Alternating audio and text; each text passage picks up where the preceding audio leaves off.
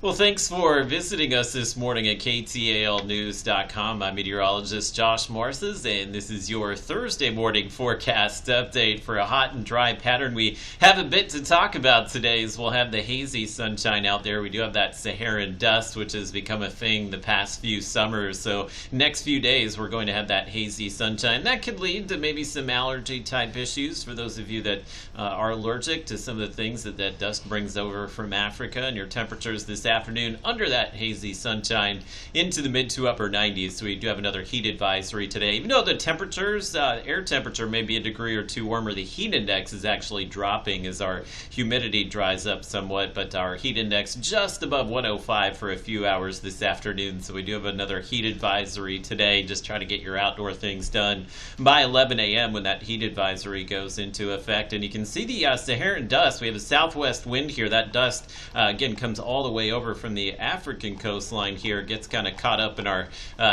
weather system. So we have high pressure overhead, which is just kind of trap the dust in the ArkLaTex here. And as we go through the next, I would say 24 hours, the dust will be pretty thick out there. And I know a lot of you, including myself, they do get some allergy-like symptoms whenever the dust comes over. It does carry over some allergens with it. So if you're wheezing and sneezing a bit today, it's possible it could be due to some of the dust that's out there. So another reason to just stay inside, enjoy some of that clean air-conditioned air. And by the time we get to the weekend, the dust will fizzle out somewhat. So I think we will see some improvements over the weekend as far as the dust is concerned, but maybe not much with the heat. Our temperatures 70s and low 80s again this morning. Highs today will likely wind up in the mid 90s this afternoon. I have Shreveport in at 98 today. We'll be at about 97 degrees in Texarkana, and you can see the heat index just for an hour or two at or above 105 degrees. So it's really not going to feel, I think, any different from the past few days here. So this area of high pressure continues to keep us dry. We do have some storms well to the north of the ArkLaTex that may send in